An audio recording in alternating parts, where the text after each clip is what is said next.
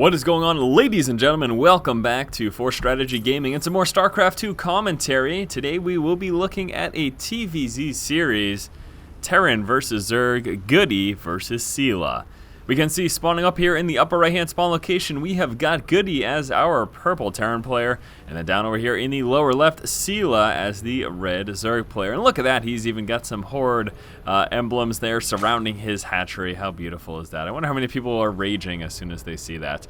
I hate other Blizzard games, I only like StarCraft, or I only like Diablo, or I only like Warcraft. Everything else sucks. You guys need to take a chill pill. Seriously, calm down. All right, so right now, starting things off, we can see GoOdy moving out with a scouting SCV really early on, possibly concerned about a little bit of early harass there from his opponent, Seala.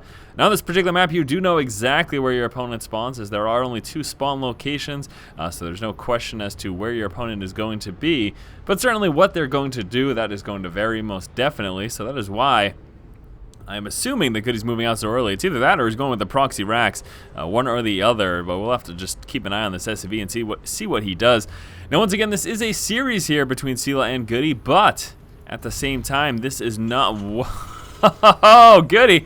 Early engineering bay there, attempting to delay this expansion for as long as humanly possible. He's going to get that very near complete, and then he's just going to hit T, pull off that SCV, and then that's it. He's going to cancel it basically once it gets close to being destroyed. But GoOdy really trying to disrupt the early game here for Seala, coming out with this engineering bay. Watch this, there it is, pulling the SCV off just before that engineering bay finishes. That, of course, will allow him to cancel it, but he wants it to go as far as possible just so that he gets as many hit points as he possibly can on that. You see there, stopping at 826, just shy of the total 850 that it could possibly be.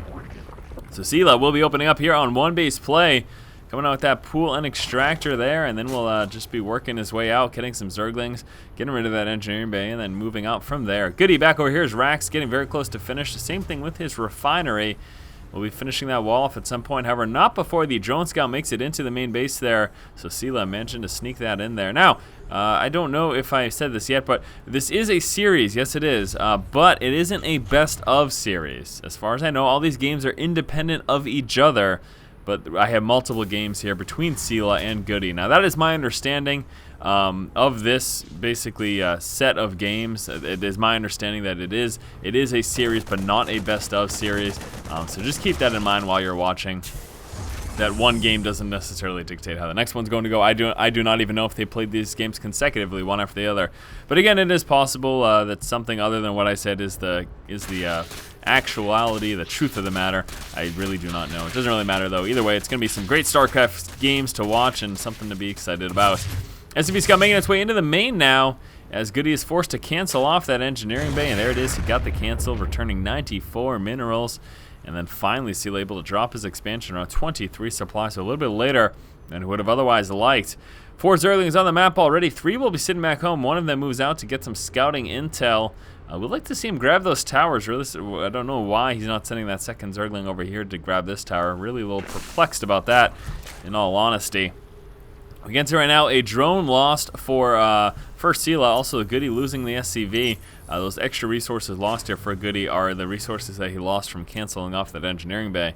Now let's take a look at what GoOdy has prepared. Well, it's coming out the bunker, so that is of course indicative of the fact that he is worried about early game aggression and that he's teching up one way or the other. It looks like it will be an expand build here. So going 1 racks, 1 factory into Expo, and there it is, dropping down that command center still just on that 1 refinery, working up his Vespene gas. Would really expect to see a starport sometime soon, especially given the fact that he has come out. Given the fact that he has come out with that bunker as early game defense, moving out there against that Speedling, able to do a little bit of micro and kite away from that. He did take 10 points of damage there, unfortunately. But again, it was a Speedling, so he does have that extra advantage, able to catch on up just a little bit. Right now, situated with just that 1 Hellion, second Hellion just popping right now as well. And we'd like to see him move out with those 2. Try to get some scouting information, if nothing else. He should probably check that third. Not going to be a bad idea there. See if he can work his way up into that main or the natural 2. That's certainly going to help. It does look like that starport has finally come out. So GoOdy will be building that. It's got a tech lab here in that factory as well. We're going to have to keep a close eye on his planned composition as to what he intends on going here. up against his opponent, Seala. Moving on in there with those Hellions. Is he going to be able to get up in the main? Going to be close. No, Zerglin's getting us around there. Queen also doing a bit of damage, forcing that Hellion back, and that Hellion gets dropped there. And an unfortunate situation for GoOdy as he did pretty much no damage in that engagement and ended up losing a Hellion. Didn't really get that much scouting info either, given the fact they already knew about that expansion. So quite unfortunate there for GoOdy. Really not getting much out of that Hellion push and ended up losing that Hellion, again, without getting much scouting intel and without doing much damage at all. SCV transfer going on for GoOdy. Looks like Marine Tank is what we will be seeing. We're also going out with a medevac right now. So opening up with that 1-1-1. I do expect Marine Tank to basically be the primary composition here for GoOdy. And the reason I say that is because that's really going to be one of the best against the Zerg opponent.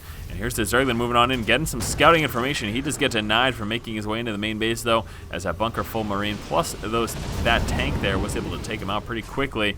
And we're going to be seeing a Marine drop very shortly right now. Is he just going? What is he going for here? Walking right by that Overlord, Seala, now fully aware that this drop is coming. That was just beautiful placement there. And quite unfortunate for GoOdy as well, because now this drop is expected here by Seala, and so he should be able to respond pretty much without issue. Coming out with 6 Zerglings now to make sure he does have enough to defend, pulling on into the main, as that is where he's expecting the drop to be.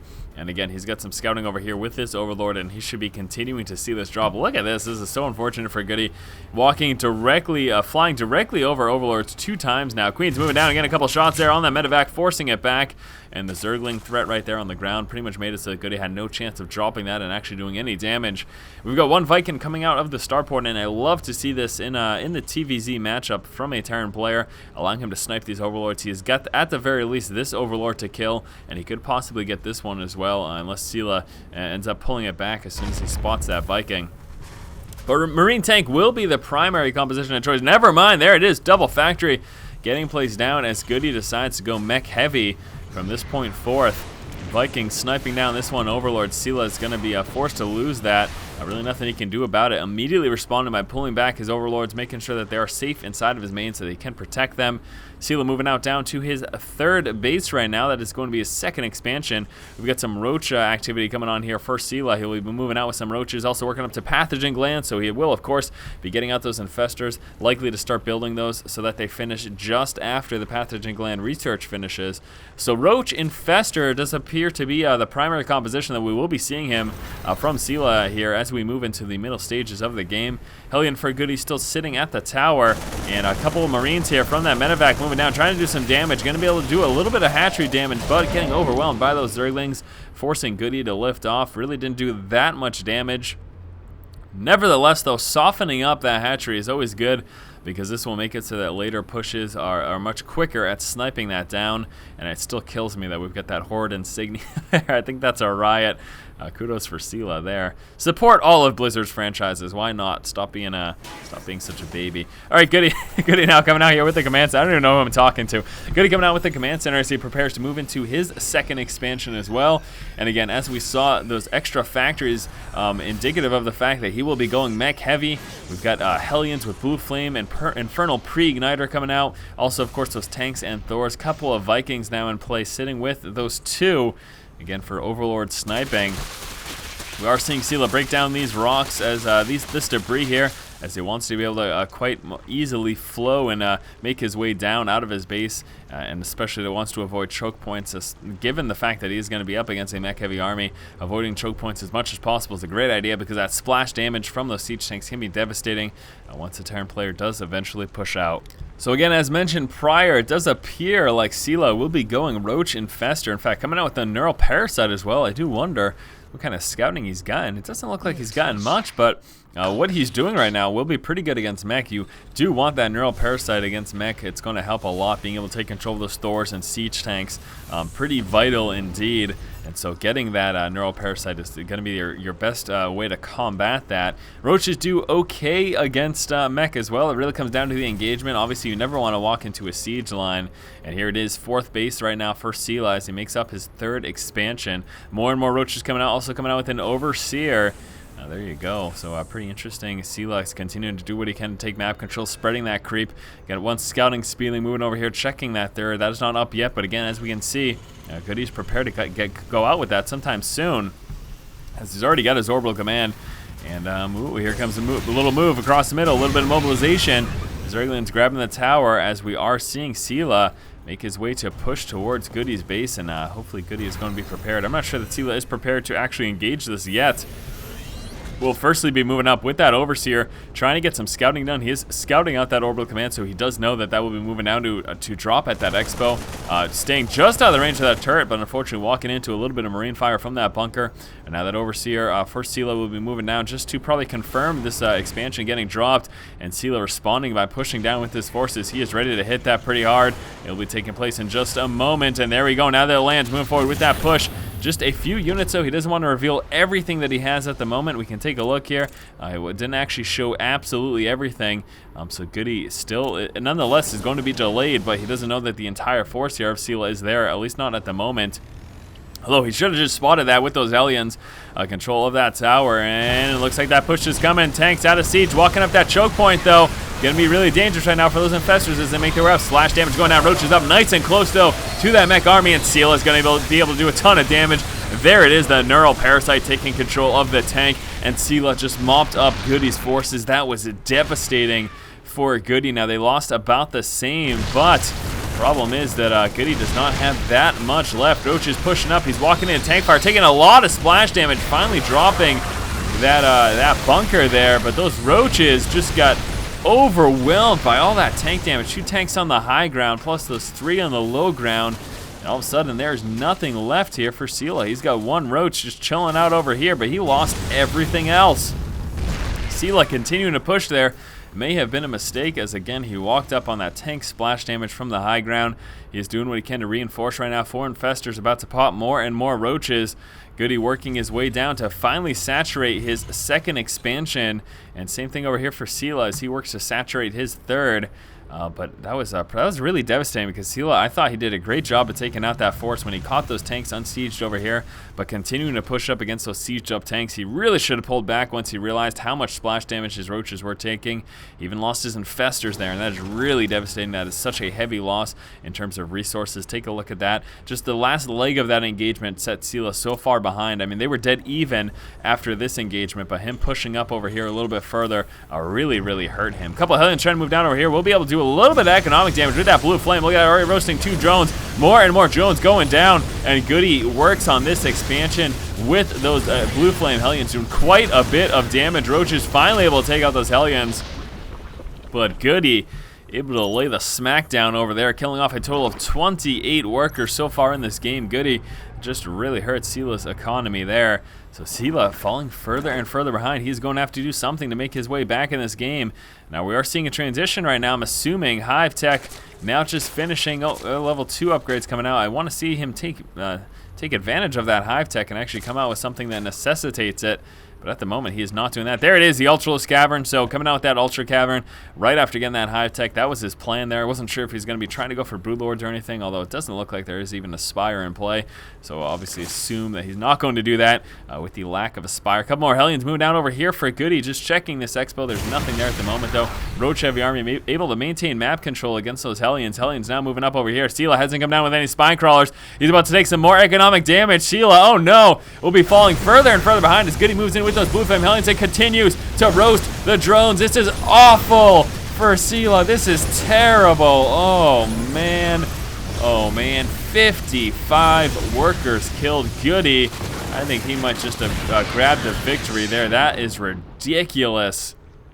Seala just lost so much. Now he's going to be forced to use almost all of his larvae to re-drone if he wants to maintain any semblance of an economy and not fall behind GoOdy. GoOdy right now sitting ahead economically, and this is going to get more and more dangerous. Seala deciding not to drone up quite yet, though. He's coming out with 5 Ultralisks. And I'm a little bit scared for Seala right now. He's just taking massive losses so far in this game. You can see how far behind he is in terms of resources lost. In addition to that, worker kill count unbelievably in GoOdy's favor right now. But Seala will just be working with what he got. He knows right now he's so far behind. He's going to try to mass up his forces and just push out against GoOdy. Look at all those siege tanks. That's hilarious.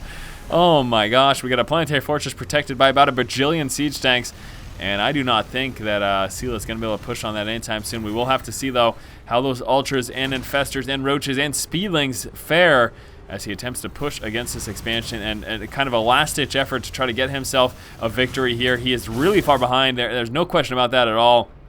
Seala's taking such heavy losses, and again, some more harass going down over here. It doesn't look like he killed many more workers. He was at about that before this engagement, just simply because Seala really hasn't re-droned up. And oh no, losing a lot of Zerglings to that blue flame. That was a huge mistake walking those Zerglings in there. Seala, just kind of one issue after the other. I'm not sure what he's doing here, but these blue flame Hellion attacks have proven to be so beneficial for GoOdy. We got we got a lot of ghosts in play. We'll allow a couple of things, EMPs, but most importantly, some massive snipes against Seala is what I'm expecting to see. Seala's getting ready to make his push, though. This is once more a last-ditch effort. If he does not get something done here, then that is going to be that. Oop, that's not what I want to do at all. There we go. So Seala prepared to make kind of his final engagement. Moving forward, first with those ultras, the tank line will be shelling out here on these forces. Seala is going to be taking heavy damage so quickly, trying to overwhelm this tank force, though, as Roach is moving forward. Infestor trying to do some Neuroparasite action. The splash damage from those siege tanks is so much, and Seala calling the GG. Unbelievable game here between Seala and GoOdy. Consistent economic harass with Blue Flame Hellions put GoOdy in a significant lead. We did see his opponent Seala try to push out with a last-ditch effort push, trying to break GoOdy, but unfortunately this hefty tank line with some Ghost and Thors in there laying down massive snipes were able to just completely tear through the Zerg army of Seala and force the GG. Alright guys, that was the first game here in this series between Seala and GoOdy. Moving on to game 2 in just a moment. As always, if you like the content, please subscribe. Thank you for watching. Keep watching and keep owning.